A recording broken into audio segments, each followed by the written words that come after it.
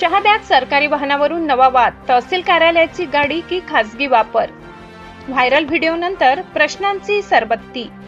नमस्कार, आपण पाहतात परिवर्तन 24 न्यूज.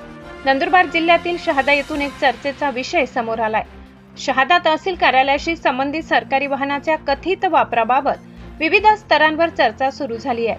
तहसीलदारांच्या कुटुंबियांकडून सरकारी वाहनाचा वैयक्तिक कामासाठी वापर झाल्याचा आरोप करण्यात येत असून या प्रकरणामुळे महसूल प्रशासनाच्या कार्यपद्धतीवर प्रश्नचिन्ह उपस्थित केले जात आहे.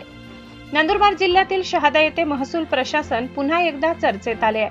उपलब्ध माहितीनुसार तहसीलदार संभाजी पाटील यांच्या पत्नीने घरगुती किराणा खरेदीसाठी शासकीय वाहन आणि सरकारी चालकाचा वापर केल्याचा आरोप केला जात आहे. या कथित प्रकारामुळे शासकीय संसाधनांचा वापर नेमका कोणत्या उद्देशासाठी करण्यात आला याबाबत नागरिकांमध्ये चर्चा सुरू झाली आहे. प्रशासकीय नियमानुसार सरकारी वाहनांचा वापर अधिकृत कामांसाठीच अपेक्षित असतो, त्यामुळे संबंधित वाहनाचा वापर नियमानुसार झाला होता का, कोणत्याही नियमांचे उल्लंघन झाले आहे का, असे अनेक प्रश्न उपस्थित होत आहेत. विशेष म्हणजे या आरोपांबाबत तहसीलदार संभाजी पाटील यांची अधिकृत प्रतिक्रिया समोर आलेली नाही. तसेच महसूल विभागातील वरिष्ठ अधिकाऱ्यांनीही यावर कोणतेही अधिकृत स्पष्टीकरण दिलेले नाही. सोशल मीडियावर आणि स्थानिक पातळीवर या कथित प्रकरणाची जोरदार चर्चा सुरू आहे. आरोपांमध्ये तथ्य असल्यास निष्पक्ष आणि सखोल चौकशी करून वस्तुस्थिती जनतेसमोर आणावी, अशी मागणी काही नागरिकांकडून केली जात आहे.